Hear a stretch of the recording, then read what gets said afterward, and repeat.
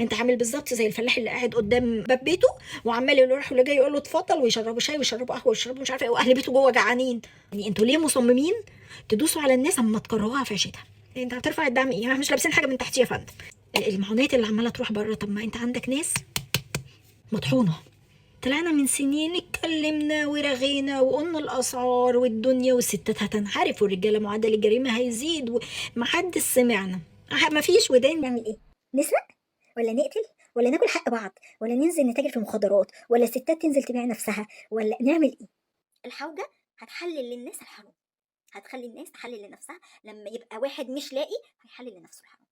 سكت، مش خوف زي ما في ناس بتقول، بس لما كلامي يتاخد ويقول مصرية بتستغيث والوضع حوالينا ما كانش احسن حاجة فسكتنا. لكن دلوقتي والاسعار عمالة تزيد تاني فلازم اقول الكلام تاني.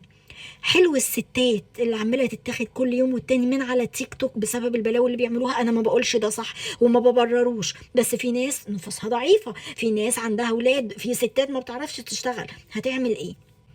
الستات والرجال اللي بقوا يشتغلوا ليل ونهار ونسوا يربوا ولادهم. معدل الجريمة والجريمة اللي عمالة تحصل من أطفال والأطفال كل يوم والتاني، ده كويس؟ ده عاجبكم؟ طب الاقتصادي اللي طالع عمال يقول نرفع الدعم ونلغي الدعم طب ايه؟ طب ما يطلع يقول لنا الشعب ده يعمل ايه؟ محدش يقول لي ده هم 2 جنيه ما يعملوش اي حاجة يعني زيادة. لا يا فندم، حضرتك لو بتحب البلد دي هتتكلم في الحق، مش هتطلع تطبل وبس. سلع هتزيد. احنا عشان خاطر البلد نستغنى عن كل الرفاهيات، بس ما بقاش في رفاهيات نستغنى عنها، احنا استغنينا عن كل حاجة. الاكل زاد، الشرب زاد، المواصلات زادت، التعليم زاد، العلاج زاد. حضرتك ما فكرتش وانت بتاخد القرار دوت ان في ناس اللي عندها معاشات، الزوج والزوجه الاتنين بيبقوا بمعاش واحد تقريبا وبيبقى عندهم دايما امراض مزمنه والادويه زادت، طب هيتعالجوا ازاي؟ ما فكرتش؟ ما حدش يقول لي يروح مستشفى حكومه بالله عليكم عشان الواحد جايب اخره. طب عيالنا نعلمهم فين؟ وديهم مدرسه حكومه؟ طيب المدارس الحكومه برضو في مصاريف وفي دروس وفي ليله حضرتك. طب نعمل ايه؟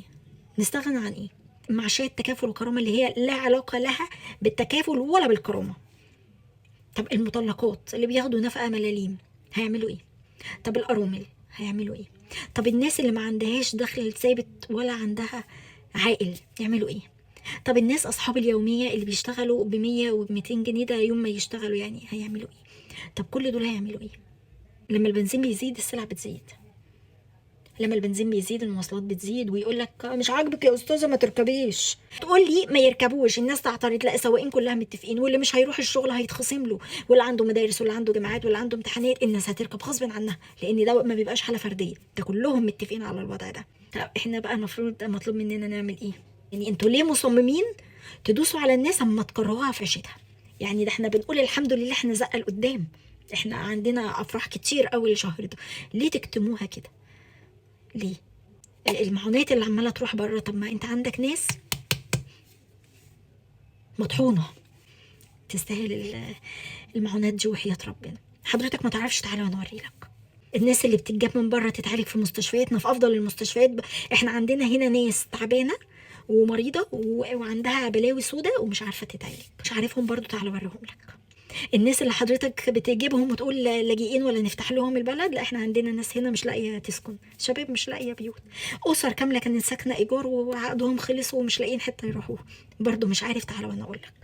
الخبير الاقتصادي اللي عمال يقول اصل احنا نعمل، اصل نرفع الدعم، انت هترفع الدعم ايه؟ احنا مش لابسين حاجه من تحت يا فندم، مش لابسين حاجه من تحت، هترفع الدعم اتحمل انت بقى مسؤوليتنا، احنا مش لابسين حاجه تحت الدعم. انت ايه؟ انت خليتنا ملط. انتوا ايه؟ الموازنه دي فين عشان نعمل بلد طب معلش انا اسفه، انا ولادي اتولدوا واتربوا وبقوا شباب واحنا لسه شادين الحزام لغايه لما بطنهم بقت في ظهرهم، عمرهم وعمرنا ضاع على الفاضي عشان بكره وبعده. يا عالم، عايشني النهارده وموتني بكره، بتعمل لي بيت جميل وحلو وليه اسم وليه سمعه واحنا مش لاقيين ناكل. انت عامل بالظبط زي الفلاح اللي قاعد قدام باب بيته وعمال يروح واللي جاي يقول له اتفضل، ويشربوا شاي ويشربوا قهوه ويشربوا مش عارفه ايه، واهل بيته جوه جعانين. يعني حرام، احنا بقى البيت محتاج واهل البيت محتاجين، احنا اولى من اي حد.